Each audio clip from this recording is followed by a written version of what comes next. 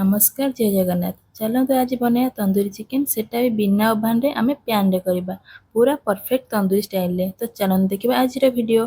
तो मु एठी चारोटी लेग पीस को नेइची तापर आमे छुरी सहायता लेग पीस को एमिति कट कर देबा जहा द्वारा मसला सब भीतर को जिवो भलो टेस्ट मध्ये लागिवो। तापर आमे चिकेन को साइड रखी गोटे प्लेट रे दबा हाफ किना दही स्वाद अनुसार लूण हळदी गुंड लंका गुंड काश्मीरी लाल मिर्च जीरा गुंड धनिया गुंड गरम मसला गोलमरिच गुंड अदा रसुण पेस्ट कस्तूरी मेथी गोटे फाड़ लेंबू रस और किसी सोरिष तेल दे हाथ साहाय्य मसला को भल भाव में गोलई देबा। एबे सब लेग पीस को से मसला रे दे भल भाव में गोलई नबा। आमे लेग पीस रे जो कट देइथिले ता भीतर मसला को भल भाव में कोट करबा। एमिति करी आमे सब लेग पीस को मसला रे भल भाव में कोट करि नबा। एबे आमे तंदूरी चिकेन रे आउ टिके भल स्मोकी फ्लेवर आनिया पई खंडे अंगार को गैस ऊपर थोई भल भाव में पोड़ी दबा। गोटे फॉइल पेपर साहाय्य से अंगार खंड को थोई नबा। एबे से गरम अंगार ऊपर बटर बा घी दबा और सांगे सांगे घोड़े दबा जहा द्वारा स्मोक ता भीतर रहिबो और स्मोकी फ्लेवर भल रे आसीबो। एबे आमे चिकेन को मैरिनेट होआ पई प्राय गोटे घंटा रखी दबा। तो चलंत सेती टाइम भीतर आमे तैयारी करबा तंदूरी चिकेन रो चटनी। जोथि मु गोटे ग्राइंडर कप रे किछि पुदीना पत्र धनिया पत्र तीनोटी कंचा लंका और फाड़े लेंबू को चिपुड़ी देइछि। एबे आमे याको भलरे चिकन करी बाटी नबा।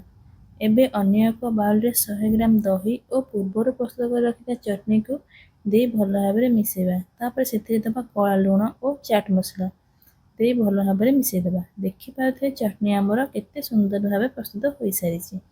पैन गरम करी किछि रिफाइन तेल दबा। तेल गरम होगा पर पूर्वर मैरिनेट कर रखिया चिकेन को दे दबा। आमे चिकेन को 60% सिझिया पर्यंत भाजीबा। बेसी सिझेबेनी नहल नाही हमर सेतेबेले पोड़ीबा चिकेन को सेतेबेले बेसी टेस्ट आसीबनी। तो सेति पई आमे मात्र 60% पर्यंत भाजीबा। देखि पाथे चिकेन हमर भलो भाव रे फ्राई होई सारिछि। एहा पर आमे चिकेन लेग पीस को गैस रे भलो भाव रे पोड़ीबा। आपण चाहेले आको अंगार बा कोयला रे मध्यम पोड़ी परिबे। मु जेमिति फॉइल पेपर देइछि आपण सेमिति फॉइल पेपर देकी पोड़ीबे जहा द्वारा गैस बेसी असना हबनी। एठी देखि पाउथिबे हम लेग पीस केते भलो भाव रे पोडुछि और बढ़िया वासना भी मध्ये आसुछि। तो या परे आमे एबे हल्का हल्का बटर लगवा और ताको एपट सेपट करी भलो भाव पोड़ीबा। तो देखि पाते आमे केते सुंदर भाव हम तंदूरी चिकेन रेडी होई गलानी। तो एमिति करी कि आमे चारो जाक लेग पीस को एमिति मु पोड़ी नेछि। तो बस आम तंदूरी चिकेन रेडी हो गला। आपण याको गरमा गरम चटनी सह सर्व करि परिबे। तो आशा करूछि आपण मानको वीडियोटी भल लागिथो। एमिति सुंदर सुंदर रेसिपी देखियाको आम चैनल को सब्सक्राइब करंतु। रहूछि नमस्कार जय जगन्नाथ।